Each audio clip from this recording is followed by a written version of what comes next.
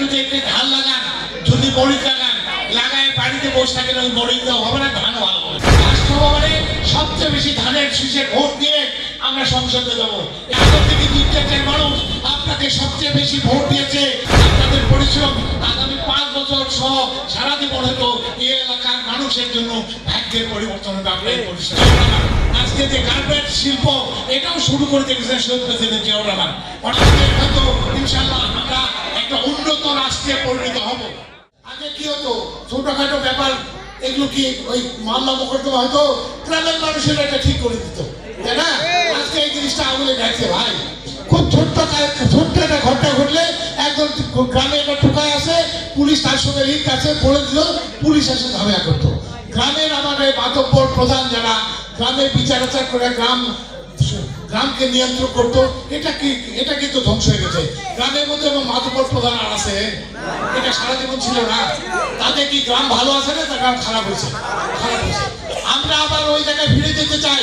এই গ্রামের ছোটখাটো ব্যাপার সমস্ত কিছু এই গ্রামের মানুষ নিয়ন্ত্রণ করবে। এখানে কোনো দল নাই, গ্রামের মানুষ, ঠিক আছে? দীর্ঘ 17 বছরের বগুড়ার উন্নয়ন আর যদি গোপালগঞ্জের উন্নয়ন দেখি, বগুড়ার থেকে হাজার হাজার গুণ বেশি উন্নয়ন হয়েছে গোপালগঞ্জে, হচ্ছে না?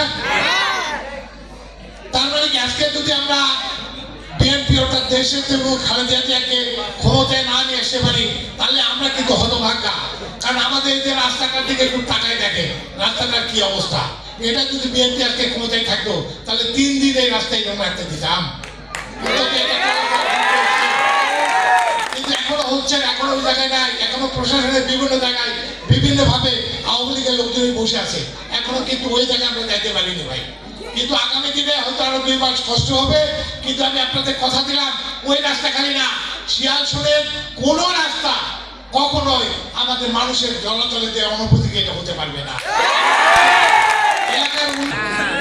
আজকে দেখেন ওদেরকে নমিনেশনও দিয়েছে, আমার জামাতে ইসলাম প্রতি ইলেকশন হবে না, ঠিক না? তার মানে কি কোনো আকি যারা সঠিক একজনের মানুষ, আমি নির্বাচনের জন্য প্রচারণাও চালাবো, নমিনেশন নেবো, আমার বলবো ইলেকশন হতে দিব না। এই দুটা কি এক কোনো মানুষের পক্ষে হওয়া উচিত? হ্যাঁ, তাহলে যে মানুষটা বেহেশতের কথা বলে, বেহেশতে যাওয়ার কথা বলে, তার কি 2 আকীদা থাকা উচিত? নির্বাচনের প্রচারণা চালাবো, আবার বলবো নির্বাচন হতে দিব না। যাই হোক, এইটা হলো দুয়ের ভূমিকা, 2 রকম ভূমিকা তারা পালন করতেছে। এটা কোনো সঠিক আকীদার মানুষ হতে পারে না। সব এটাও ঠিক, আজকে জামাত যদি রাষ্ট্র ক্ষমতায় যায় তাদের প্রধানমন্ত্রী হবে সিলেটে, আর আমরা রাষ্ট্র ক্ষমতায় গেলে আমাদের প্রধানমন্ত্রী হবে বগুড়ার। তাহলে কে উপকার বেশি হবে? বগুড়ার জন্য আমাদের প্রধানমন্ত্রী হলে উপকার বেশি হবে। এই বলে আর বক্তব্য রয়েছে, শীতের মধ্যে আপনারা কষ্ট করে আসেন।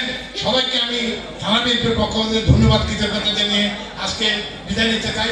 খোদা হাফেজ।